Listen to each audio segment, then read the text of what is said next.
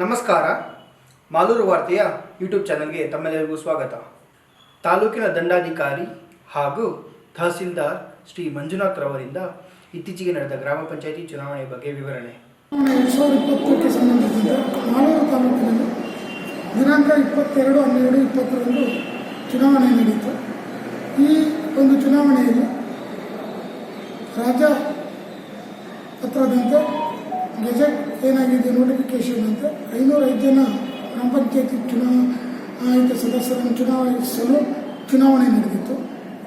ಆದರೆ ಅನಾನಿಮಸ್ ಆಗಿ ವಿರೋಧವಾಗಿ 43 ಜನ ಆಯ್ಕೆ ಆಗಿದ್ದರು. ಇನ್ನು ಉಳಿದ 462 ಸ್ಥಾನಗಳಿಗೆ 28 ಗ್ರಾಮ ಪಂಚಾಯಿತಿಗಳಿಗೆ ಚುನಾವಣೆ ನಡೆಯಿತು. ಆ ಚುನಾವಣೆಯಲ್ಲಿ ಮತದಾನ ಆಗಿದ್ದು 92.63 ಆಗಿತ್ತು. ಆ ಮತದಾನದ ಪ್ರಕಾರ ನಾವೆಲ್ಲ ಮತ ಎಣಿಕೆಗೆ ಸಿದ್ಧತೆ ಮಾಡಿಕೊಂಡ್ವಿ. 30/12/2020 ಮತದಾನ ಆಯಿತು. ಫಲಿತಾಂಶವೂ ಪ್ರಕಟ ಆಯಿತು.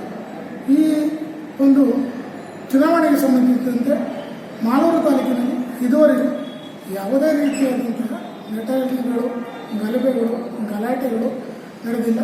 ಶಾಂತಿಯುತವಾಗಿ, ಮುಕ್ತವಾಗಿ, ನ್ಯಾಯಸಮ್ಮತವಾಗಿ ಚುನಾವಣಾ ಆಯೋಗದ ನಿರ್ದೇಶನದಂತೆ ಚುನಾವಣೆ ನಡೆದಿದೆ. ಈ ಒಂದು ಚುನಾವಣೆಯನ್ನು ನಾವು ಯಶಸ್ವಿಯಾಗಿ ಮುಗಿಸಿದ್ದೇವೆ. ಚುನಾವಣೆ ಯಾವುದೇ ಗಲಾಟೆ ಇಲ್ಲದೆ ಯಶಸ್ವಿಯಾಗಿ ನಡೆದಿದೆ ಅನ್ನೋದು ನಮಗೆ ಸಂತೋಷ ಇದೆ. ಕಂಬಿಪುರದಲ್ಲಿ ಅವರು ಬಹಿಷ್ಕಾರ ಹಾಕಿದ್ದಾರೆ, ಅದು ಏನು ಸರ್? ಅದು ಹೇಗೆ? ಕಂಬಿಪುರಕ್ಕೆ ಸಂಬಂಧಿಸಿದಂತೆ ಈಗಾಗಲೇ ಮತದಾನವನ್ನು ಕಂಬಿಪುರದ ಗ್ರಾಮಸ್ಥರು ಬಹಿಷ್ಕಾರ ಮಾಡಿದರು. ಆ ಒಂದು ಕ್ಷೇತ್ರದಲ್ಲಿ ಮತದಾನ ನಡೆಯೋದಕ್ಕೆ ನಾನು, ಕಾರ್ಯನಿರ್ವಹಣಾಧಿಕಾರಿಗಳು ನಾವು ಮಾತುಕತೆ ಮಾಡಿದ್ವಿ. ನಂತರ ಮೊನ್ನೆ ಉಪಕಾರ್ಯಕರ್ತರು ಮತ್ತು ಮೊನ್ನೆ CO ಸರ್ ಬಂದಿದ್ದರು. ಅವರು ಸಹ ಮತದಾನ ಮಾಡೋದಕ್ಕೆ ಮತದಾರರಲ್ಲಿ ನಾವು ಎಲ್ಲ ರೀತಿಯಾದಂತಹ ಒಪ್ಪಿಸೋದಕ್ಕೆ ಪ್ರಯತ್ನ ಮಾಡಿದ್ವಿ. ಆದರೆ ಅವರು ಯಾವುದೇ ಕಾರಣಕ್ಕೂ ನಾವು ಮತದಾನ ಮಾಡೋದಿಲ್ಲ ಅಂತೇಳಿ ಮತದಾನವನ್ನು ಬಹಿಷ್ಕಾರ ಮಾಡಿದ್ರು. ಕಾರಣ ಏನಂದರೆ ಅವರಿಗೆ ರಸ್ತೆ ಇಲ್ಲ ಅಂತೇಳಿ. ಆದರೆ ಕಂಬಿಪುರಕ್ಕೆ ಈಗಾಗಲೇ 2 ಕಡೆಯಿಂದ ರಸ್ತೆ ಇದೆ. ಒಂದು ಕರ್ನಾಳಿ ಕಡೆಯಿಂದ ಹಾಗೂ ಇನ್ನೊಂದು ತಂಬಿಹಳ್ಳಿ ಕಡೆಯಿಂದ ಡಾಂಬರ್ ಇರುವಂತಹ ರಸ್ತೆನೇ ಇದೆ. ಆದರೆ ಅವ್ರದ್ದೇನೆಂದರೆ ಬಳಸ್ಕೊಂಡು ಬರಬೇಕು, ಸುತ್ತಾಗುತ್ತೆ ಅಂತ ನಮಗೆ ಬೇರೆ ಓಡಾಡುವಂಥ ರೂಢಿ ದಾರಿ ಬೇಕಂತ ಹೇಳಿದ್ರೆ ಆದರೆ ಅದು ಹಿಡುವಳಿ ಖಾಸಗಿ ಜಮೀನುಗಳಲ್ಲಿ ಆಗಿರುವಂಥದ್ದು. ಆ ಕಾರಣದಿಂದ ಅದು ಅಕ್ವಿಸೇಷನ್ ಅಂದರೆ ಭೂಶೋಧನೆ ಮಾಡಿ ರಸ್ತೆ ನಿರ್ಮಿಸೋದು ಕಾಲಾವಕಾಶ ಬೇಕಾಗುತ್ತೆ. ಅದೇ ರೀತಿ ನಮ್ಮ CO ಮತ್ತು ಉಪವಿಭಾಗಾಧಿಕಾರಿಗಳು ಮನವೊಲಿಸಿದ್ರು. ಆದರೆ ಯಾವುದೇ ಕಾರಣಕ್ಕೂ ಅವರು ಒಪ್ಪಲಿಲ್ಲ. ಆ ಕಾರಣದಿಂದ ಮತದಾನ ಬಹಿಷ್ಕಾರ ಆಯಿತು ಒಂದು ಕ್ಷೇತ್ರದಲ್ಲಿ. ಈಗಾಗಲೇ ಆ ವಿಷಯವನ್ನು ನಾವು ನಮ್ಮ ಜಿಲ್ಲಾಧಿಕಾರಿಗಳು ತಿಳಿಸಿದ್ದು ಮತ್ತು ಚುನಾವಣಾ ಆಯೋಗಕ್ಕೂ ಪತ್ರವನ್ನು ಬರೆದಿದ್ವಿ. ನಮ್ಮ ಚುನಾವಣಾ ಆಯೋಗವು ಯಾವ ನಿರ್ಧಾರವನ್ನು ತೆಗೆದುಕೊಳ್ಳುತ್ತೋ ಅದರಂತೆ ನಾವು ಮುಂದೆ ಕ್ರಮ ವಹಿಸ್ತೀವಿ. ಧನ್ಯವಾದಗಳು ಸರ್ ನಿಮ್ಮೆಲ್ಲ ಮಾಹಿತಿಗಾಗಿ. ಸ್ವಾಮಿ ವಿವೇಕಾನಂದರವರ 158ನೇ ಜನ್ಮದಿನದ ಅಂಗವಾಗಿ ಪಟ್ಟಣದ ಪಾರ್ಕ್ನಲ್ಲಿರುವ ಸ್ವಾಮಿ ವಿವೇಕಾನಂದರವರ ಪುತ್ಥಳಿಗೆ ಹಲವಾರು ಗಣ್ಯರು ತಮ್ಮ ನಮನಗಳನ್ನು ಸಲ್ಲಿಸಿದರು. ಈ ಸಂದರ್ಭದಲ್ಲಿ ಶ್ರೀ ಹುಡಿ ವಿಜಯಕುಮಾರ್ ಅವರು, ಶ್ರೀ ತಬಲಾ ನಾರಾಯಣಪ್ಪರವರು, ಶ್ರೀ R ಪ್ರಭಾಕರ್ ರವರು, ಶ್ರೀ ರಾಮಮೂರ್ತಿರವರು, ಶ್ರೀ ಸುಬ್ರಹ್ಮಣ್ಯ ರೆಡ್ಡಿ ಹಾಗೂ ಹಲವಾರು ಗಣ್ಯರು ಉಪಸ್ಥಿತರಿದ್ದರು.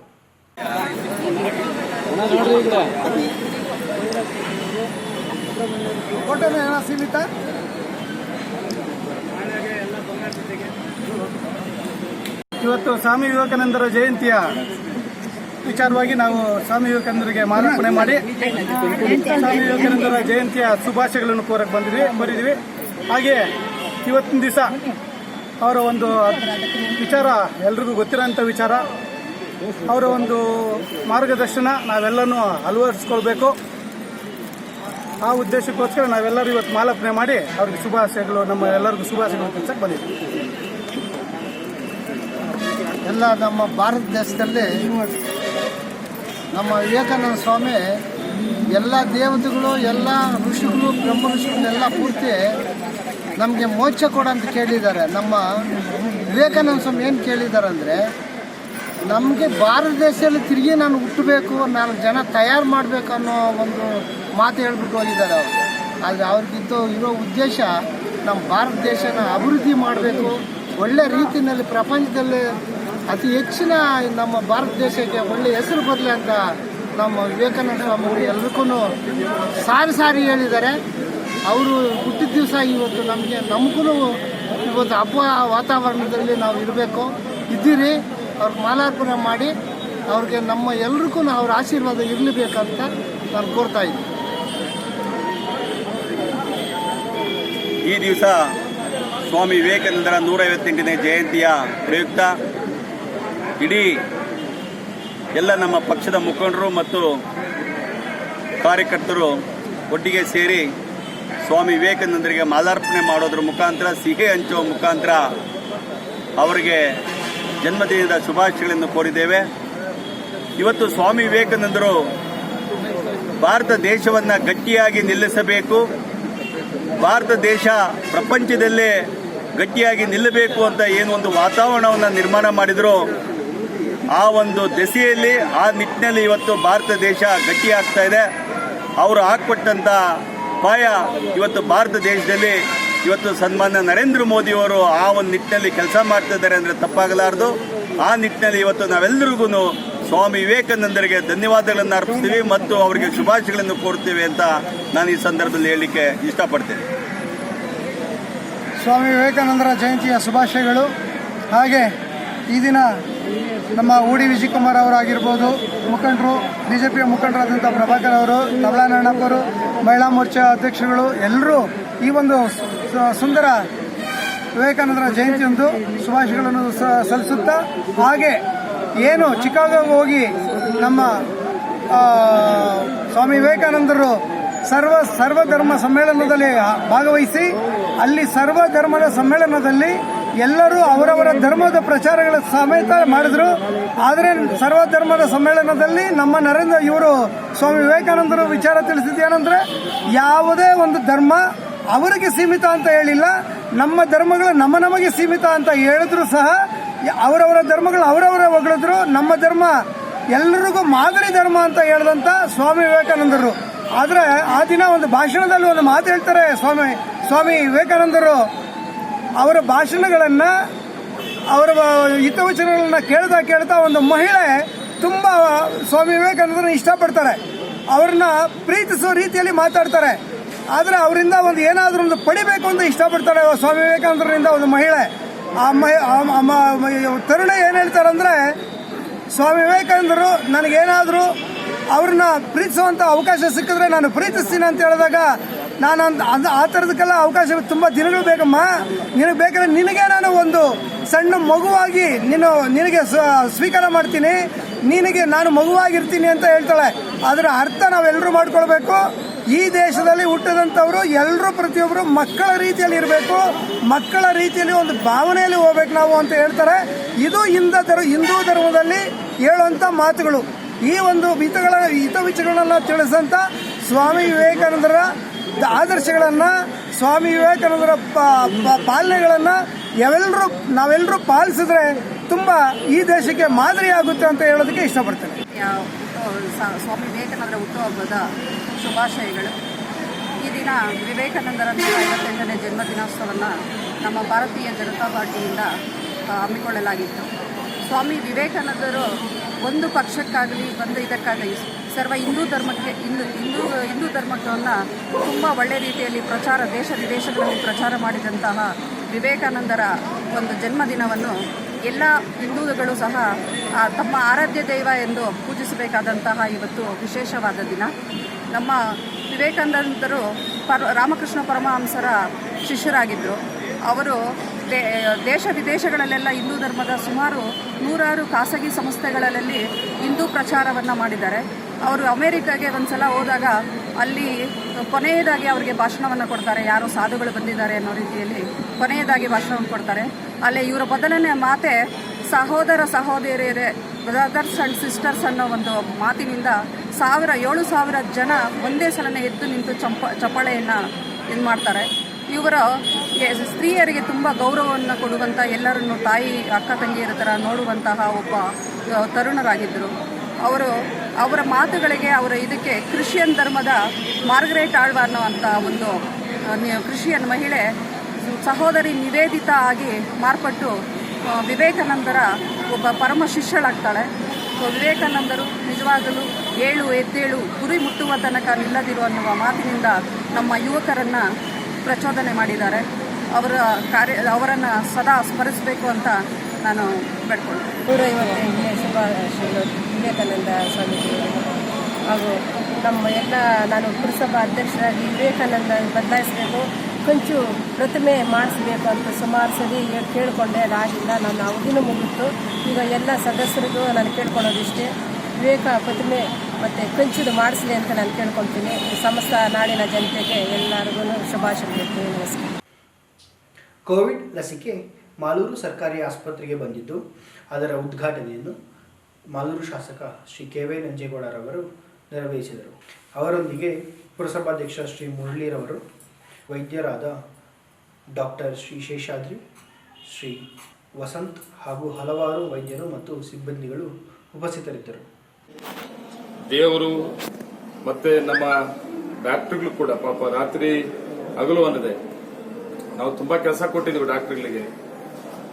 ಎಷ್ಟೊತ್ತಲ್ಲಾದರೂ ಫೋನ್ ಮಾಡೋದು, ಪ್ರಾಬ್ಲಮ್ಸ್ ಅಂದರೆ ಅಟೆಂಡ್ ಮಾಡಬೇಕು ಅಂತ ಹೇಳೋದು, ಇದೆಲ್ಲ ಕೂಡ ನಂದಂತೂ ಪ್ರತಿ ದಿವಸ ಜನರ ಕೈಗೆ ಸಿಕ್ಕೋದು. ಈ ಅಧಿಕಾರಿಗಳಿಗೆ ಮತ್ತು ಡಾಕ್ಟರ್ಗಳಿಗೆ ಈ ಕೊರೋನಾ ವಿಷಯದಲ್ಲಿ ತುಂಬ ಒತ್ತಡ ಕೂಡ ನಂದಿತ್ತು. ಅದಕ್ಕೆ ನನಗೆ ಸಹಕಾರವನ್ನು ನಮ್ಮ ಅಧಿಕಾರಿಗಳಿಗೆ ಕೊಟ್ಟರು.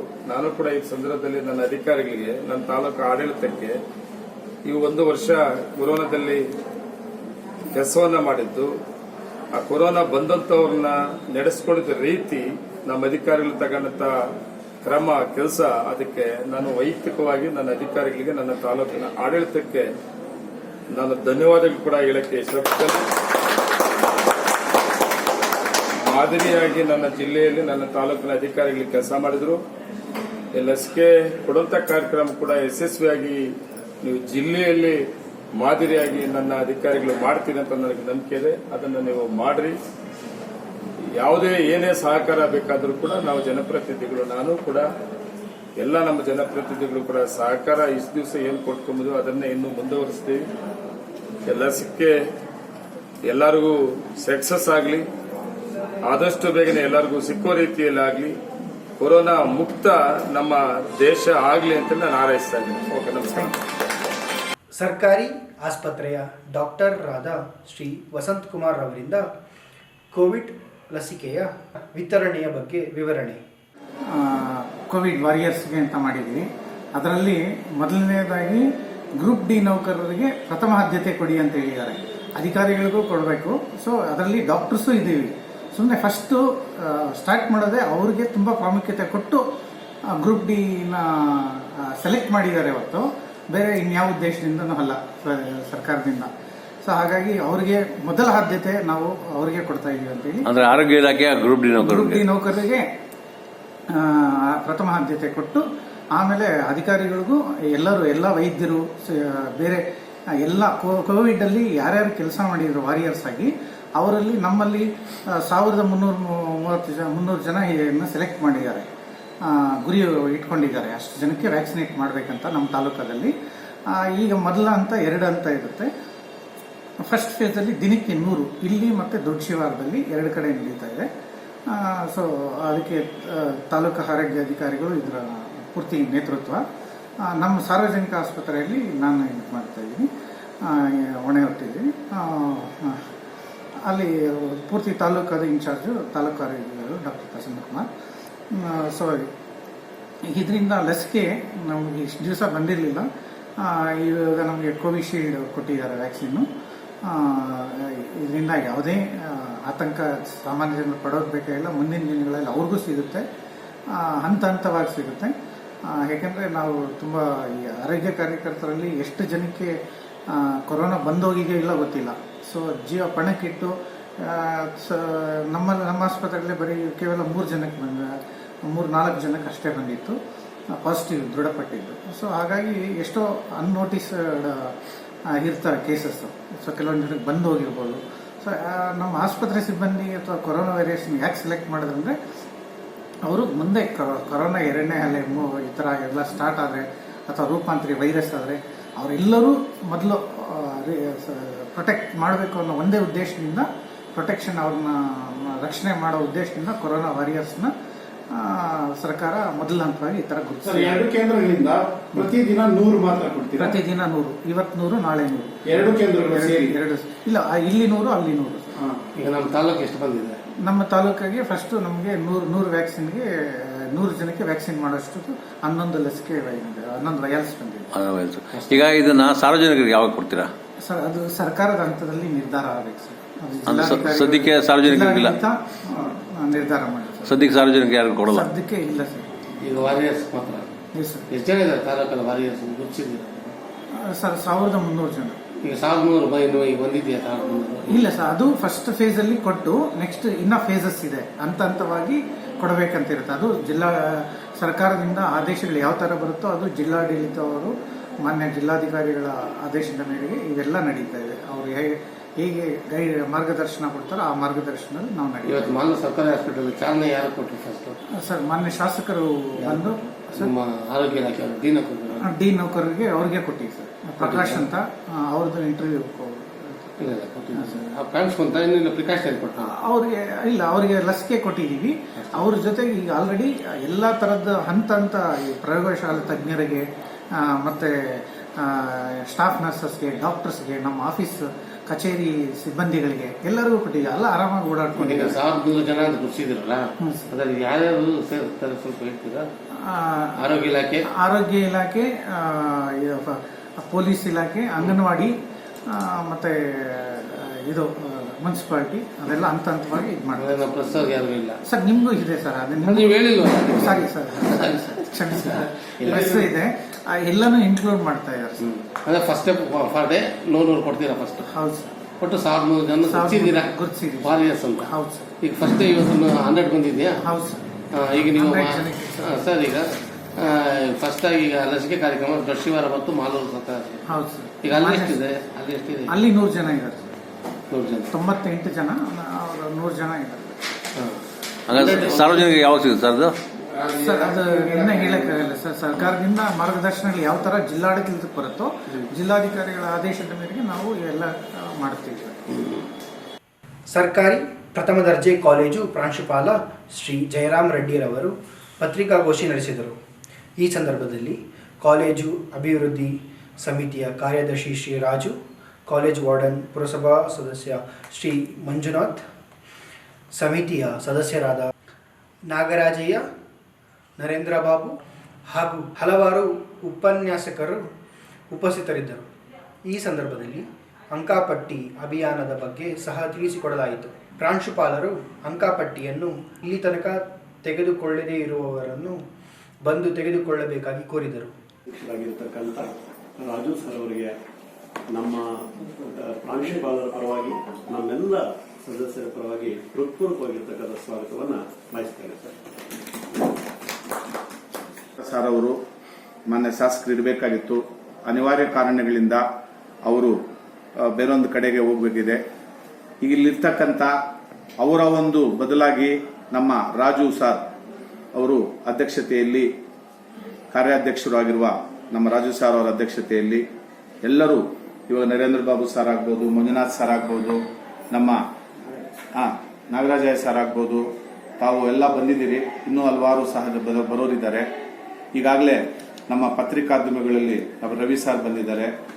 ಈಗಾಗಲೇ ಕಾಲೇಜಲ್ಲಿ ಕೆಲವೊಂದು ಮುಖ್ಯವಾಗಿರ್ತಕ್ಕಂಥ ಕೆಲಸಗಳು ಆಗಿದೆ, ಇನ್ನೂ ಆಗಬೇಕಾಗಿದೆ. ಆಗಿರ್ತಕ್ಕಂಥ ಕೆಲಸಗಳಲ್ಲಿ ವಿಶೇಷವಾಗಿ ಮಾರ್ಚ್ 19 ನಿಮ್ಗೆ ಗೊತ್ತಿದೆ, ಕೋವಿಡ್-19 ಇಂದ ತುಂಬಾ ಕ್ಯಾಂಪಸ್ ಅಲ್ಲಿ ಹದಗೆಟ್ಟೋಗಿತ್ತು. ಕ್ಯಾಂಪಸ್ ಕ್ಲೀನಿಂಗ್ ಮಾಡಿದೀವಿ. ಎಂಟೈರ್ ಕ್ಯಾಂಪಸ್ ಬಿಲ್ಡಿಂಗ್ ಅನ್ನ, ತರಗತಿಗಳನ್ನ ಸ್ಯಾನಿಟೈಸ್ ಮಾಡಿಸಿದ್ದೀವಿ. ಆಮೇಲೆ ಕ್ಯಾಂಪಸ್ ಅಲ್ಲಿ ಕಳೆನಾಶಕ, ಕಂಪ್ಲೀಟ್ ಕಳೆನಾಶಕ ಮಾಡಿ ಗಿಡಗಳನ್ನ, 100 ಗಿಡಗಳನ್ನ, ಒಳ್ಳೆ ಒಂದು ಔಷಧಿ ಗಿಡಗಳನ್ನ, ವ್ಯಾಲ್ಯೂಬಲ್ ಗಿಡಗಳನ್ನ ಹಾಕ್ಸಿದ್ದೀವಿ. ಎಲ್ಲರ ಒಂದು ಸಹಕಾರದಿಂದ, ನಮ್ಮ ಸಿಡಿಸಿ ಸದಸ್ಯರು, ಕಾರ್ಯಾಧ್ಯಕ್ಷ ಸಹಕಾರದಿಂದ ಈ ಎಲ್ಲಾ ಕೆಲಸಗಳನ್ನ ನಾನು ಮಾಡ್ತಾ ಇದ್ದೀನಿ. ಆಮೇಲೆ 2 ಕುಡಿಯತಕ್ಕಂಥ ನೀರಿನ ಶುದ್ಧ ನೀರಿನ ಘಟಕಗಳನ್ನು ಹಾಕ್ಸಿದ್ದೀವಿ. ಒಂದು ಪ್ರಿನ್ಸಿಪಾಲ್ ಚೇಂಬರ್ ಪಕ್ಕ ಒಂದು, ಎರಡನೇದು ಸೈನ್ಸ್ ಫ್ಲೋರ್ ಮೇಲಿನ ಫಸ್ಟ್ ಫ್ಲೋರ್ ಅಲ್ಲಿ ಫಿಸಿಕ್ಸ್ ಭೌತಶಾಸ್ತ್ರ ವಿಭಾಗದ ಪಕ್ಕದಲ್ಲಿ 2 ಘಟಕಗಳನ್ನು ಹಾಕಿ, ಮತ್ತು ಮೊದಲೇ ಒಂದು ಘಟಕ ಸಾರಾ ವೆಂಕಟೇಶಣ್ಣ ಅವರು ತಾಯಿ ಹೆಸರಲ್ಲಿ ಕೊಟ್ಟಿದ್ರು. ಆ ಘಟಕ ಸ್ವಲ್ಪ ದುರಸ್ತಿಯಲ್ಲಿದೆ. ಬೇಗನೆ ಅತ್ಯಂತ ದಾನಿಗಳನ್ನು ಹಿಡಿದು ಸರಿ ಮಾಡಿಕೊಡ್ತೀನಿ ಅಂತೇಳಿ ಈ ಟೈಮಲ್ಲಿ ಹೇಳ್ತಾ ಇದ್ದೀನಿ. ಆಮೇಲೆ ಸುಮಾರು ಟೇಬಲ್ಸು, ಚೇರ್ಸು ಕಸ ಆಗೋಗಿತ್ತು, ಅಂದ್ರೆ ಕಂಪ್ಲೀಟ್ ಎಲ್ಲ ಇದಾಗೋಗಿತ್ತು. ಕಸದಲ್ಲಿ ರಸ ಅಂತೇಳಿ ನಾನು 10 ಟೇಬಲ್ ಅನ್ನ, ಒಂದು 20 ಪೋಡಿಯಂ ಅನ್ನ, 40 ಚೇರ್ಸ್ ಅನ್ನ ರೆಡಿ ಮಾಡಿ ಈಗ ಕೂತಿರ್ತಕ್ಕಂಥ ಚೇಂಬರ್ ಅಲ್ಲಿ ಹಿಂದ್ಗಡೆ ಇರತಕ್ಕಂಥ ಹಳೆಯದು ಈ ಕಾಲೇಜ್ ಪ್ರಾರಂಭ ಆದಾಗ ತಂದಿರತಕ್ಕಂಥ ಚೇರ್ಗಳು ಇವಾಗ ಹೊಸ ಚೇರ್ ಆಗಿದೆ, ನೋಡ್ತಾ ಇದ್ದೀವಿ ಬ್ಲೂ ಚೇರ್ಸ್ ಹಿಂದ್ಗಡೆ. ಹಂಗಾಗಿ ಆಮೇಲೆ ಕಚೇರಿನಲ್ಲೂ ಅಷ್ಟೇ UPS ಇರ್ಲಿಲ್ಲ, ಆಮೇಲೆ VPS ಹಾಕ್ಸಿದ್ದೀನಿ. ಕೆಲವೊಂದು ವಿಶೇಷವಾಗಿರ್ತಕ್ಕಂಥ ಪ್ರತ್ಯೇಕವಾಗಿ ವಾಹನ ನಿಲ್ಗ ನಮಗೆ ಈಗಾಗಲೇ ತಾವೆಲ್ಲರ ಮನಸ್ಸು ಮಾಡಿದ್ರೆ ಇನ್ನು ಸೈಕಲ್ ನೋಡಿ 2 ವೀಲರ್ ಸ್ಟ್ಯಾಂಡ್ ಇಲ್ಲ, ಅವೆಲ್ಲಾನು ಸಹ ತಮ್ಮೆಲ್ಲರ ಒಂದು ಸಹಕಾರದಿಂದ ನಿರೀಕ್ಷಣೆ ಮಾಡುತ್ತಾ ಈಗ ತುರ್ತಾಗಿ ಆಗ್ಬೇಕಾಗಿರ್ತಕ್ಕಂಥ ಕೆಲಸಗಳು ಮಾನ್ಯ ನಮ್ಮ ರಾಜು ಸಾರ್ ಅಧ್ಯಕ್ಷತೆಯಲ್ಲಿ ಎಲ್ಲಾ ಸ್ನೇಹಿತರನ್ನ, ಎಲ್ಲಾ ಒಂದು CDC ಸದಸ್ಯರನ್ನ ಕೇಳ್ಕೊಳ್ಳೋದಿಷ್ಟೇ. ವಿಶೇಷವಾಗಿ ಉತ್ತರ ದಿಕ್ಕಿನಲ್ಲಿ ಕಾಂಪೌಂಡ್ ಬಾಕಿ ಇರುತ್ತೆ, ಕಾಂಪೌಂಡ್ ಬೇಕೇ ಬೇಕಾಗಿದೆ. ದಯವಿಟ್ಟು ಇಲ್ಲಿ ಹೊರಗಡೆ ಪಟ್ಟಣದಿಂದ ಹೊರಗಡೆ ಇರತಕ್ಕಂತ 2 ಕಿಲೋಮೀಟರ್ ದೂರದಲ್ಲಿರ್ತಕ್ಕಂಥ ಕ್ಯಾಂಪಸ್ ಅಲ್ಲಿ ಕಟ್ಟಡ ಈ ಒಂದು ಕಾಂಪೌಂಡ್ ವಾಲ್ ಇಲ್ಲ ಅಂದ್ರೆ ರಕ್ಷಣೆ ಮಾಡೋದು ತುಂಬಾ ಕಷ್ಟ ಆಗುತ್ತೆ. ಹಂಗಾಗಿ ದಕ್ಷಿಣ ದಿಕ್ಕಿನಲ್ಲಿ ಗೇಟ್, ಒಂದು ಕಾಲೇಜ್ಗೆ ಗೇಟ್ ಬೇಕಾಗಿದೆ ಮತ್ತು ಭದ್ರತಾ ಕೊಠಡಿ ಮಾಡ್ತೀವಿ. ಅದಕ್ಕೋಸ್ಕರನೇ ಗೇಟು ಮತ್ತು ಕಾಂಪೌಂಡ್ ಅನ್ನ ತುರ್ತಾಗಿ ನೀವೆಲ್ಲ ಮಾಡಿಕೊಡ್ಬೇಕು ಅಂತೇಳಿ. ಮತ್ತೆ ಈಗಾಗಲೇ ನಾವು ಟ್ರಾನ್ಸ್ಫಾರ್ಮರ್ಗೆ ಬೆಸ್ಕಾಂಗೆ ಒಂದು ಲೆಟರ್ ಅನ್ನ ಕೊಟ್ಟು ಅಗ್ರಿಮೆಂಟ್ ಮಾಡಿರುತ್ತೇವೆ. ಆ ಒಂದು ಟ್ರಾನ್ಸ್ಫಾರ್ಮರು ಸಹ ನಮ್ಮ ಅಧ್ಯಕ್ಷರು ಮತ್ತು ಕಾರ್ಯಾಧ್ಯಕ್ಷರು ಮನಸ್ಸು ಮಾಡಿ, ತಾವೆಲ್ಲರೂ ಮನಸ್ಸು ಮಾಡಿ ಅದನ್ನು ಸಹ ಬೇಗನೆ ಹಾಕ್ಸ್ಕೊಟ್ರೆ ಮುಂದಿನ ತಿಂಗಳಿಂದ 12ನೇ ತಾರೀಕಿಂದ ಪರೀಕ್ಷೆಗಳು ನಡೀತಾ ಇದೆ. ಪರೀಕ್ಷೆಗಳಲ್ಲಿ ಪವರ್ ಇಲ್ಲ ಅಂದ್ರೆ ಪರೀಕ್ಷೆಗಳು ನಡೆಸಕ್ಕಾಗಲ್ಲ. ನಮ್ಮ ಕಾಲೇಜಲ್ಲಿ ಎಲ್ಲ ಬರ್ತಕ್ಕಂಥದ್ದು ಗ್ರಾಮೀಣ ಪ್ರದೇಶದಲ್ಲಿ ಬಡ ಮಕ್ಕಳು ಮತ್ತು ಪರಿಶಿಷ್ಟ ಜಾತಿ ಮತ್ತು ಪರಿಶಿಷ್ಟ ಪಂಗಡ ಹೆಚ್ಚಿನ ಮಕ್ಕಳು ವ್ಯಾಸಂಗ ಮಾಡ್ತಾ ಇದ್ದಾರೆ. ಹೀಗಾಗಿ ಈ ಕಾಲೇಜಿಗೆ ವಿಶೇಷವಾಗಿ ಒಂದು ಗೌರವ ಇದೆ. ಈಗಾಗಲೇ ರ್ಯಾಂಕ್ಸ್ ಬಂದಿದೆ. ಮುಂದೆ ನಮ್ಮ ಸ್ಟಾಫ್ ಎಲ್ಲಾನು ಸಹ ಒಳ್ಳೆ ರ್ಯಾಂಕ್ಸ್ ತರಿಸಲಿಕ್ಕೆ ಒಳ್ಳೆ ಈ ಒಂದು ಪಾಠ ಪ್ರವಚನಗಳನ್ನು ಮಾಡ್ತಾ ಇದ್ದಾರೆ. ಈಗಾಗಲೇ ನಾವು ಕಳೆದೋಗಿರ್ತಕ್ಕಂಥ ದಿನಗಳು ನೆನೆಸ್ಕೊಳ್ಳೋದು ಬೇಡ, ಮುಂದಿನ ದಿನಗಳಲ್ಲಿ ಮಕ್ಕಳಿಗೆ ಒಳ್ಳೆ ಭವಿಷ್ಯತ್ತನ್ನು ತೋರಿಸೋಣ ಅಂತೇಳಿ ತಮ್ಮೆಲ್ಲರ ಸಹಕಾರದಿಂದ ನಮಗೆ ಈಗ ಆಗ್ಬೇಕಾಗಿರ್ತಕ್ಕಂಥ ಕೆಲಸಗಳಿಗೆ ಮಾನ್ಯ ಶಾಸಕರಲ್ಲಿ ತಾವೆಲ್ಲಾನು ಸಹ ಮನಸ್ಸು ಮಾಡಿ ತಾವೆಲ್ಲರೂ ಪುರಪ್ರಮುಖರು, ಸದಸ್ಯರು ಮತ್ತು ಮೀಡಿಯಾ ಎಲ್ಲರೂ ನಮಗೆ ಸಹಕರಿಸಿ ಈ ಒಂದು CDC ಕಾರ್ಯಾಧ್ಯಕ್ಷರು ಮತ್ತು ತಾವೆಲ್ಲ ಸಮಿತಿ ಸದಸ್ಯರು ನಮಗೆ ಇವೆಲ್ಲ ಅನುಕೂಲ ಮಾಡಿಕೊಡ್ಬೇಕು ಅಂತೇಳಿ. ಮತ್ತೆ ನಮ್ಮ ಕೈಯಿಂದ ನಮ್ಮ ಸ್ಟಾಫ್ ಒಳ್ಳೆ ಸ್ಟಾಫ್ ಮೆಂಬರ್ಸ್ ಇದ್ದಾರೆ. ಲೆಕ್ಚರರ್ಸ್ ಸಮಸ್ಯೆ ಇಲ್ಲ, ಕೊಠಡಿಗಳ ಸಮಸ್ಯೆ ಇಲ್ಲ, ವಿಶೇಷವಾಗಿರ್ತಕ್ಕಂಥ ಸಮಸ್ಯೆ ಇಷ್ಟೇ. ಈ 2-3 ಕೆಲಸನ ಜರೂರಾಗಿ ಈ ತಿಂಗಳೊಳಗಡೆ ಮಾಡಬೇಕು ಅಂತೇಳಿ ನಮ್ಮ ಅಧ್ಯಕ್ಷರಲ್ಲಿ, ಕಾರ್ಯಾಧ್ಯಕ್ಷರಲ್ಲಿ ಕೇಳ್ಕೊಳ್ತಾ ಇದ್ದೀನಿ. ಇವತ್ತು ಬೇಕಾದ್ರೆ 3 ಗಂಟೆಗೆ ಮಾನ್ಯ ಶಾಸಕರನ್ನ ಭೇಟಿ ಮಾಡ್ತೀವಿ, ತಮ್ಮ ಕರೆದ್ರೆ ದಯವಿಟ್ಟು ಇವೆಲ್ಲ ಮಾಡ್ಕೊಡ್ಬೇಕು ಅಂತೇಳಿ. ಮತ್ತೆ ಇನ್ನೊಂದು ವಿಶೇಷತೆ ಏನಪ್ಪಾ ಅಂದ್ರೆ, ಸುಮಾರು 13-14 ವರ್ಷದಿಂದ 15 ವರ್ಷದಿಂದ ಮಾರ್ಕ್ಸ್ ಕಾರ್ಡ್ಸ್ ಅಂಕಪಟ್ಟಿಗಳು ಉಳಿದೋಗಿತ್ತು. ಸುಮಾರು ಹಳೆ ವಿದ್ಯಾರ್ಥಿಗಳು 5 marks card, 8 marks card, 13 marks card ಹಿಂಗ್ ಬಿಟ್ಟೋಗಿದ್ರು. ಎಲ್ಲೆಂದ್ರೆ ಅಲ್ಲಿತ್ತು. ನಮ್ಮ ಎಲ್ಲಾ ಉಪನ್ಯಾಸಕರು ಮತ್ತು ನಮ್ಮ ಕಾಲೇಜಿನ ಒಂದು ಗೆಸ್ಟೆಡ್ ಮ್ಯಾನೇಜರ್ ಆಗಿರ್ತಕ್ಕಂಥ ವರಲಕ್ಷ್ಮಿ ಮೇಡಮ್ ಅವರು ಎಲ್ಲರೂ ಸಹಕಾರದಿಂದ ನಮ್ಮ ಸ್ಟಾಫ್ ಸೆಕ್ರೆಟರಿ ಗಣೇಶ್ ಸರ್ ಆಗ್ಬೋದು, ಅನಂತಮೂರ್ತಿ ಸರ್ ಆಗ್ಬೋದು, ವಿಶೇಷವಾಗಿ ರಂಗಪ್ಪ, ಶ್ರೀಕಾಂತ್, ಪ್ರತಿಯೊಬ್ಬರು 20 ದಿನಗಳ ಕಾಲ ಎಲ್ಲಾ ಉಪನ್ಯಾಸಕರನ್ನು ತೊಡಗಿಸಿಕೊಂಡು ಎಲ್ಲ ಒಂದುಗೂಡಿಸಿದ್ದಾರೆ.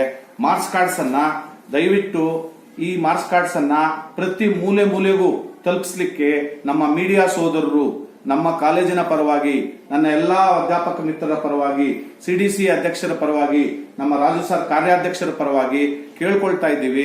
ಪ್ರತಿ ಮೂಲೆಗೂ ತಲುಪಿಸಬೇಕು ಅಂದ್ರೆ ತಮ್ಮ ಒಂದು ಕಾರ್ಯ ತುಂಬಾ ದೊಡ್ಡದಾಗಿದೆ. ತಾವು ಸಹ ಪ್ರತಿ ಮೂಲೆಗೂ ಇದನ್ನ ತಲುಪಿಸಿ ತಾವು ಮಕ್ಕಳ ಓದಲಿಕ್ಕೆ ಮತ್ತು ಕಾಲೇಜ ಅಭಿವೃದ್ಧಿಯಲ್ಲಿ ತಾವು ಪಾಲ್ದಾರರಾಗಿರ್ತೀರಿ. ತಮ್ಮ ಒಂದು ಕಾರ್ಯವೈಖರಿ ನಾವು ಮೆಚ್ಚುತ್ತಾ ಇದ್ದೀವಿ. ಇಡೀ ಕಾಲೇಜಲ್ಲಿ ನಮ್ಮ ಕಾಲೇಜಿನ ಬಗ್ಗೆ ಒಳ್ಳೆ ಸೆರೆಸ್ಕೊಂಡಿದ್ದೀವಿ. ಇನ್ನು ಮುಂದೆ ಒಳ್ಳೆ ಹೆಸರು ಬೇಕು, ಒಳ್ಳೆ ರ್ಯಾಂಕ್ಸ್ ಬರಬೇಕು ಅಂದ್ರೆ ತಾವು ಈ ಕೆಲಸನ ಮಾಡ್ಕೊಡ್ಬೇಕು ಅಂತೇಳಿ ನಮ್ಮ CDC ಅಧ್ಯಕ್ಷರು ನಂಜೇಗೌಡರ ಪರವಾಗಿ, ಕಾರ್ಯಾಧ್ಯಕ್ಷರು ನಮ್ಮ ರಾಜು ಸಾರ್ ಪರವಾಗಿ, ನಮ್ಮ ಎಲ್ಲಾ ಸದಸ್ಯರು ಇರ್ತಕ್ಕಂಥವ್ರ ಪರವಾಗಿ ಮತ್ತು ನಮ್ಮ ಸ್ಟಾಫ್ ಪರವಾಗಿ ನಾನು ಕೇಳ್ಕೊಳ್ತಾ ಇದ್ದೀನಿ. ಜೈ ಹಿಂದ್, ಜೈ ಕರ್ನಾಟಕ. ಸರ್, ಈಗ ಹೇಳಿ ಸರ್, ಇವಾಗ ಕೇಳಿ ಸರ್.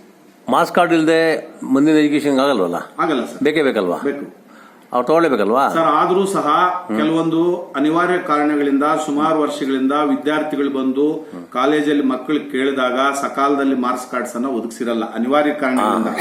ಮಾರ್ಕ್ಸ್ ಕಾರ್ಡ್ ಯೂನಿವರ್ಸಿಟಿಯಿಂದ ಬರದೇ ಇರಬಹುದು, ಆಕಸ್ಮಿಕವಾಗಿ ಸಿಕ್ಕದೇ ಇರಬಹುದು. ಇವಾಗ ಪ್ರತಿಯೊಬ್ಬ ವಿದ್ಯಾರ್ಥಿದೂ ರಿಜಿಸ್ಟರ್ ನಂಬರು ಮತ್ತು ಹೆಸರು ರೆಡಿ ಮಾಡಿಟ್ಟಿದ್ದೀವಿ. ಅವರು ಬಂದು ಮಕ್ಕಳು ಈ ಮಾರ್ಕ್ಸ್ ಕಾರ್ಡ್ ಅನ್ನ ಇವಾಗ ರೆಡಿ ಇದೆ. ಈ ತಿಂಗಳು ಪೂರ್ತಿ ಮಾರ್ಕ್ಸ್ ಕಾರ್ಡ್ ಅದಾಲತ್ ಅನ್ನು ಮಾಡ್ತಾ ಇದೀವಿ. ಅವರು ಈ ತಿಂಗಳು ಪೂರ್ತಿ ಯಾವಾಗ ಬಂದ್ರು ಮಾರ್ಕ್ಸ್ ಕಾರ್ಡ್ ಆಗ್ಬಹುದು, ಎಲಿಜಿಬಿಲಿಟಿ ಇರತಕ್ಕಂಥವ್ರು ಕಾನ್ವೊಕೇಶನ್ ಆಗ್ಬಹುದು, ನಾವು ಕೊಡ್ಲಿಕ್ಕೆ ಸಿದ್ಧವಾಗಿದ್ದೀವಿ. ಮಕ್ಕಳು ಯಾವುದೇ ರೀತಿ ತೊಂದರೆ ಆಗೋದಿಲ್ಲ.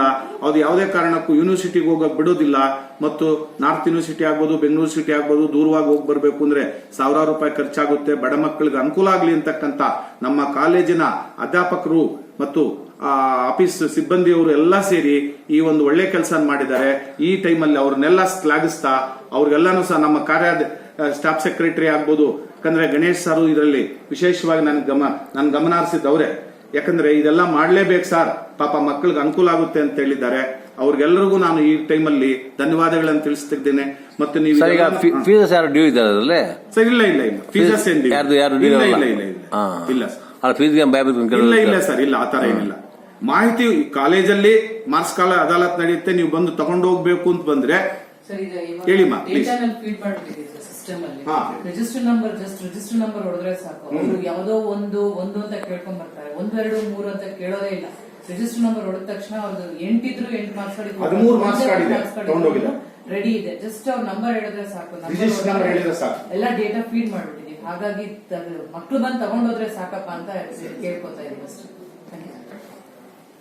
ಮತ್ತೆ ಈಗ ನಿಮ್ಮ ಕಾಲೇಜು ತುಂಬಾ ದೂರ ಇದೆ ಊರಿಂದ, ಮಕ್ಕಳಿಗೆ ಬರೋದಕ್ಕೆ ಹೋಗೋದಕ್ಕೆ ಅನುಕೂಲ ಇಲ್ಲ. ಸರ್ ನಾನು ಹೇಳ್ತೀನಿ ಸರ್, ಈಗ ನಮ್ಮ ಮಾನ್ಯ CDC ಅಧ್ಯಕ್ಷರಾಗಿರ್ತಕ್ಕಂಥ ನಂಜೇಗೌಡ ಸಾಹೇಬರು ಮತ್ತು ಕಾರ್ಯಾಧ್ಯಕ್ಷರಾಗಿರ್ತಕ್ಕಂಥ ರಾಜು ಸರ್ ಅವರು ಮತ್ತು ಇತರೆ ಸಮಿತಿ ಸದಸ್ಯರು ಎಲ್ಲರೂ ಸೇರಿ KSRTC ಬಸ್ ಇದ್ ಮಾಡಿದ್ದಾರೆ. ಅದು ಕೋವಿಡ್ ಇಂದ ಕೆಲವು ಸಂದರ್ಭದಲ್ಲಿ ಗ್ಲಾಪ್ಸ್ ಆಗಿತ್ತು. ಮತ್ತೆ ನಾವು ಅವ್ರು ತಿಳಿಸಿದೀವಿ, ಸೋಮವಾರದಿಂದ 3 ಟ್ರಿಪ್ ಕರ್ಕೊಂಡು ಹೋಗ್ಬಿಡ್ತಾರೆ ಸರ್. ಏನು ಫ್ರೀ ಆಗ ಅಥವಾ ನಾವು KSRTC ಪಾಸ್ ನಾವು ಮಕ್ಕಳು ಕಾಲೇಜಿಂದ ಪಾಸ್ ಕೊಟ್ಟಿರ್ತೀವಿ ಸರ್. ಆ ಪಾಸ್ ಅನ್ನ ನೋಡ್ತಾರೆ ಹೊರತು ಎಕ್ಸ್ಟ್ರಾ ದುಡ್ಡು ಅಂತ ಹೊಡೋದಿಲ್ಲ. ಮಕ್ಕಳಿಗೆ ಏನ್ ತೊಂದರೆ ಆಗಲ್ಲ. ಈಗಾಗಲೇ ಎಲ್ಲಾ ಕ್ಲಾಸ್ಗಳಲ್ಲಿ ತಿಳಿಸಿದೀವಿ. ಸ್ವಲ್ಪ ಮಧ್ಯದಲ್ಲಿ ಗ್ಯಾಪ್ ಇತ್ತು. ಈಗ ಸೋಮವಾರದಿಂದ ಆ ಕಾರ್ಯಕ್ರಮ ಶುರುವಾಗುತ್ತೆ. ಅದೇ ತೊಂದರೆ ಮಕ್ಕಳಿದ್ದಾರೆ. ಆಮೇಲೆ ಎಲ್ಲರೂ ಸೇರಿ ಈಗ ಹಳಬರು ಹೊಸಬರು ಸಹ 2,000 ಮಕ್ಕಳಾಗ್ತಾರೆ. ಈಗಾಗಲೇ ಸಾಹೇಬರ ಮನೆ ನಮ್ಮ ನಂಜೇಗೌಡರ ಇದರಲ್ಲಿ ಮನವಿ ಮಾಡಿದ್ದೀನಿ, ಬೈಲು ರಂಗ ಮಂಟಪ 2,000 ಮಕ್ಕಳಿರೋದು ಯಾವ್ದಾದ್ರು ಕಂಪನಿ CSR ಫಂಡ್ಸ್ ಇಂದ ಮಾಡ್ಕೊಡ್ಬೇಕು ಅಂತ ಹೇಳಿ ಕೇಳಿಕೊಂಡಿದ್ದೀನಿ. ಟ್ರಾನ್ಸ್ಫಾರ್ಮರ್ ಅವಶ್ಯಕತೆ ಇದೆ, ಸಾಹೇಬರು ಹೇಳಿದ್ದೀನಿ. ತುರ್ತಾಗಿ ಯಾರಿಲ್ಲ, ಹಂಗಾಗಿ ನಾವು ಸ್ವಲ್ಪ ಮಟ್ಟಿಗೆ ಇದನ್ನ ರಕ್ಷಣೆ ಮಾಡ್ಕೋಬೇಕು. ಅಂದ್ರೆ ಉತ್ತರ ದಿಕ್ಕಿನಲ್ಲಿ ಕಾಂಪೌಂಡ್ ಮತ್ತು ಗೇಟು, ದಕ್ಷಿಣ ದಿಕ್ಕಿನಲ್ಲಿ ಗೇಟು, ಟ್ರಾನ್ಸ್ಫಾರ್ಮರ್, ಈ 3 ತುರ್ತಾಗಿ ಬೇಕಾಗಿದೆ. ಅವರನ್ನು ಮನವಿ ಮಾಡಿದ್ದೀನಿ. ಈಗ ಇಲ್ಲಿ ಮೂಲಭೂತ ಸೌಕರ್ಯಗಳೆಲ್ಲ ಇದೆ, ಎಲ್ಲ ಇದೆ ಸರ್. ನಮ್ಮಲ್ಲಿ ವಿಶೇಷವಾಗಿ ಕುಡಿಯುವ ನೀರು ವ್ಯವಸ್ಥೆ ಮಾಡಿದೀವಿ. ಆಮೇಲೆ ಟಾಯ್ಲೆಟ್ಸ್, ಹೈಜಿನಿಕ್ ಟಾಯ್ಲೆಟ್ಸ್ ಇದೆ, ಕ್ಲಾಸ್ ರೂಮ್ಸ್ ಇದೆ. ಬೇಕಾದ್ರೆ ಪರಿಶೀಲನೆ ಮಾಡಿ. ಎಲ್ಲಾ ಕ್ಲಾಸಸ್ ನಡೀತಾ ಇದೆ. First year, second year, final year ಎಲ್ಲಾ ಕ್ಲಾಸಸ್ ನಡೀತಾ ಇದೆ. ಫುಲ್ ಪ್ಲೆಡ್ಜ್ ಸ್ಟಾಫ್ ಮೆಂಬರ್ಸ್ ಇದ್ದಾರೆ. ಸ್ಟಾಫ್ ರೂಮ್ಸ್ ಪ್ರೊವೈಡ್ ಮಾಡಿದ್ದೀನಿ. ನೀವೆಲ್ಲಾ ಸೌಲಭ್ಯಗಳು ಇದೆ ಸರ್. ಬೇರೆ ಏನು ಸದ್ಯಕ್ಕೆ ಸಮಸ್ಯೆ ಇಲ್ಲ. ಮಂಜುನಾಥ್ ಅವರು ಮುನ್ಸಿಪಾಲಿಟಿಯಿಂದ ನಾವು ಡಿಗ್ರಿ ಕಾಲೇಜಿಂದ ಒಂದು ಲೆಟರ್ ಕೊಟ್ಟರೆ ಅವರು ಗೇಟ್ಗೆ ಆದಷ್ಟು ಸರ್, ನೀವು ಡಿಗ್ರಿ ಕಾಲೇಜಿಂದ ಒಂದು ಲೆಟರ್ ಕೊಟ್ಟರೆ ನಾವು ಅದನ್ನು ಮೀಟಿಂಗ್ ಅಲ್ಲಿ ಇಟ್ಟು ಗೇಟದು ಸರ್, ಈಗ ತಮ್ಮ ಗಮನಕ್ಕೆ ತರಬಯಸ್ತೀನಿ. ಇನ್ನು ಹಳೆ ಬಿಲ್ಡಿಂಗ್ ಅಲ್ಲಿ ಸರ್, ಇದನ್ನ ನೋಡಿ, ಹಳೆ ಬಿಲ್ಡಿಂಗ್ ಅಲ್ಲಿ ಮೊನ್ನೆ ಮಾನ್ಯ ಶಾಸಕರು ಹೋಂಡಾ ಕಂಪನಿ ಜಾಗನ ಬಳಸ್ಕೊಂಡು ಮುರಳಿ ಸಾರ್ಗೆ ಹೇಳಿದ್ರು, ಇದೊಂಚೂರು ಕಾಂಪೌಂಡ್ ಮಾಡಿ ಒಂದು ಗೇಟ್ ಇಟ್ಬಿಟ್ಟು ಕೊಟ್ಬಿಡಪ್ಪ ಅಂತ ಹೇಳಿ. ಇದುವರೆಗೂ ಆಗ್ಲಿಲ್ಲ. ಅವ್ರೇನ್ ಹೇಳ್ತಾ ಇದಾರೆ, ಮೀಟಿಂಗ್ ಬರ್ತಾ ಇದೆ ಅಲ್ಲ, ನಾನು ಇರೋದು ಹೇಳ್ತೀನಿ. ಪಾಪ ನಾನು ದಿನಾ ಫಾಲೋ ಅಪ್ ಮಾಡ್ತಾ ಇದ್ದೀನಿ. ಅಣ್ಣ ಅವ್ರಿಗೆ ಹೇಳಿದೆ ಚೂರು ಜ್ಞಾಪಿಸಿ ಸರ್ ಅಂತ ಹೇಳಿ, ಅದು ಆಗಿಲ್ಲ. ನನ್ನ ಕಡೆಯಿಂದ ನಾನು ಲೆಟರ್ ಇವಾಗ ಬೇಕಾಗಿರೋ ಕಾಂಪೌಂಡ್, ಗೇಟ್ ಮತ್ತೆ ಇದಕ್ಕೊಂದು ಗೇಟ್, ಈ 3 ಮೆನ್ಷನ್ ಮಾಡಿ ನೀವು ಒಂದು ನಾನು ಖಂಡಿತವಾಗ್ಲೂ ನಾನು ಇವತ್ತೇ ರೆಡಿ ಮಾಡಿಸಿ ಮೀಟಿಂಗ್ ನಿಮ್ಗೆ ತಲುಪಿಸ್ತೀನಿ ಸರ್. ಅದು ಲೆಟರ್ ಕೊಟ್ರೆ ನಾವು ಅದನ್ನ ಮುನ್ಸಿಪಲ್ ಕಾರ್ಯಾಧ್ಯಕ್ಷರಿಗೆ ಅಥವಾ ಚೀಫ್ ಆಫೀಸರ್ ಮಾಡಬೇಕು. ಚೀಫ್ ಆಫೀಸರ್ ಸರಿ, 21ನೇ ತಾರೀಕು ಮೊದಲನೇ ಮೀಟಿಂಗ್ ಇದೆ. ಆ ಮೀಟಿಂಗ್ ಪ್ರಸ್ತಾವ ಮಾಡಿ ಈಗ ಗೇಟು, ಈ ಗೇಟ್ ಎಲ್ಲರೂ ಈಗಾಗಲೇ ಕೆಲವರು ನೋಡಿದ್ದಾರೆ. ಬರ್ತಾ ಇದೆ, ಹಸುಗಳು ಬರುತ್ತೆ, ಹುಡುಗರು ಕಲ್ಲುಗಳೆಲ್ಲ ಹೊಡಿತಾರೆ. 1 ಲಕ್ಷ ಹೋಗ್ತಾರೆ ಬೇಸ್ಕೊಂಡೆ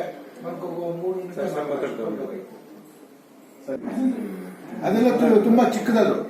ಅದೆಲ್ಲ 2 ಅಡಿ 3 ಅಡಿ ಈ ಚರಂಡಿಗಳು ಹಾಕಿದ್ದಾರೆ ಸರ್, ಅದು ಉದ್ದಕ್ಕೆ ಹಾಕಿದ್ದಾರೆ. ಅದು ತುಂಬಾ ಚಿಕ್ಕದಾಗುತ್ತಾರೆ ಇದೆ. ಇದು ನಮಗೆ ಮಿನಿಮಮ್ 2.5 ಅಡಿ 3 ಅಡಿ ಒಂದಡಿ ಅಂದ್ರೆ ತುಂಬಾ ಜಾಸ್ತಿ ಆಗ್ತದೆ ಖರ್ಚು. 3 ಅಡಿ ತಗೊಂಡ್ಬಿಟ್ರೆ ಸ್ಲಾಬ್ ಆರಾಮಾಗಿ ಇದು ಮಾಡ್ಬೋದು. ಅಲ್ಲಿ ಆ ಟ್ಯಾಕ್ಸಿ ಸ್ಟ್ಯಾಂಡ್ ಕಡೆ ಹೊಡೆದಿರೋದೆಲ್ಲ ನೋಡಿದೆ ನಾನು ಮೊನ್ನೆ. ಸುಮಾರು 2.5 ಅಡಿ ಇದ್ವು. ಹೈಟ್ ಕಡಿಮೆ ಸಿಗಲ್ಲ, ಯಾಕಂದ್ರೆ ಕರೆಕ್ಟಾಗಿ ಮಾಡಬೇಕು. ಸಣ್ಣ ಸಣ್ಣ ಪೀಸ್ ಇರುತ್ತೆ, ಸಣ್ಣ ಸಣ್ಣ ಪೀಸ್ ಅಂತ ಮಂದೆ ಇಲ್ಲಿ ಇದು ಮಾಡಕ್ಕಾಗಲ್ಲ.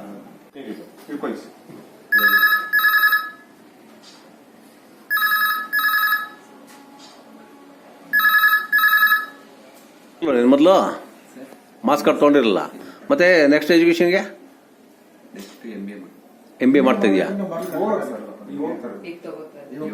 ಇವಾಗ ತಗೊಂತಾ ಇರೋದಾ? 2016 ಅಲ್ಲಿ ಕಂಪ್ಲೀಟ್ ಮಾಡಿದ್ದಾರೆ. ಇವಾಗ MBAಗೆ 16 ಬಿಟ್ಟಿದ್ದು. ಯಾಕೆ ತಗೊಂಡಿಲ್ಲ ಇಷ್ಟು ದಿನ? ಒಂದು ನಿಮಿಷ ಯಾಕೆ ತಗೊಂಡಿಲ್ಲ ಇಷ್ಟು ದಿನ? ಹಾಂ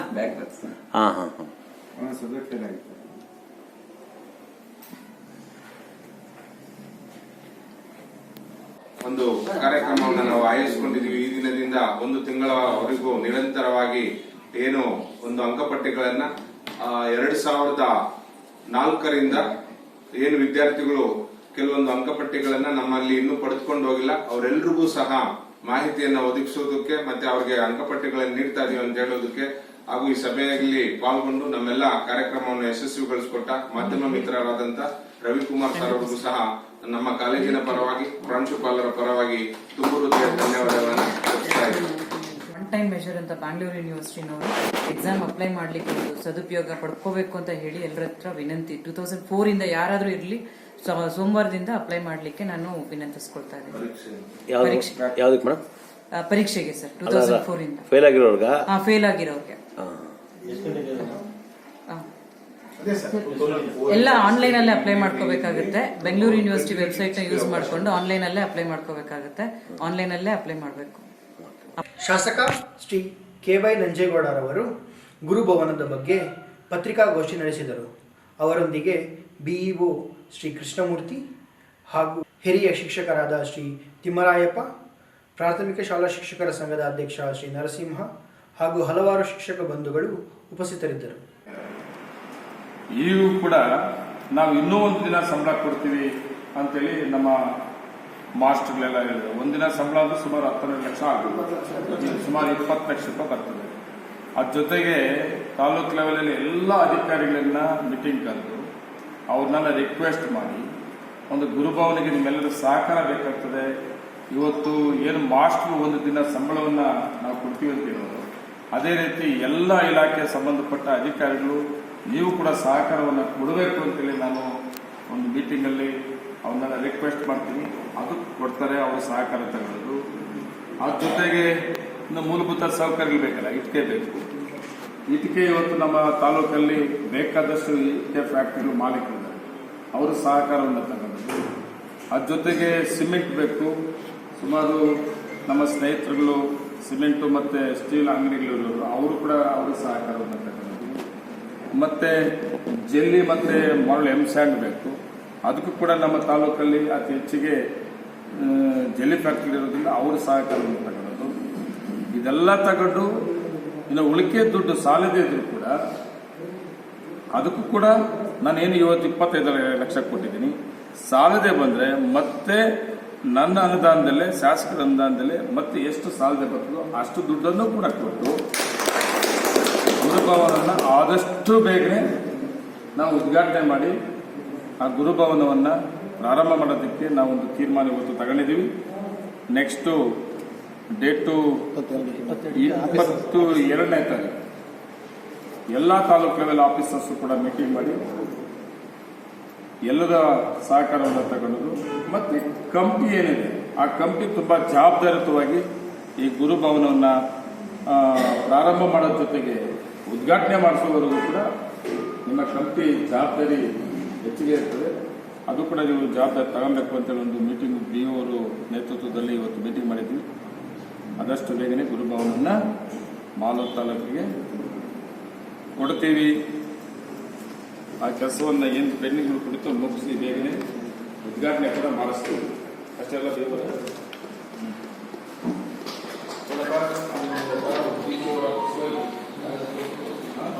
ಆಮೇಲೆ ಅವತ್ತು ನಾಡ್ಸನ್ನು ಕಟ್ಬೇಕಪ್ಪ, ಸತ್ಯನಾರಾಯಣ ನಾಡ್ಸನ್ನು ಕಟ್ಬೇಕು.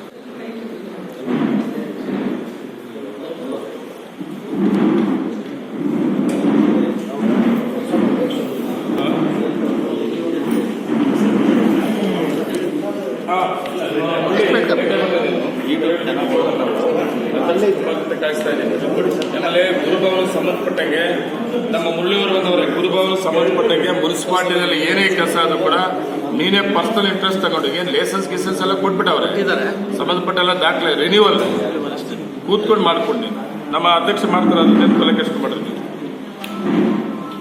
ಎತ್ತಿಬ್ರಪ್ಪ ಅಷ್ಟೆಲ್ಲ ಓಕೆ. ತರಕಾರಿ ಗೋಪಾಲಪ್ಪನವರು ಇತ್ತೀಚೆಗೆ ನಿಧನರಾದರು.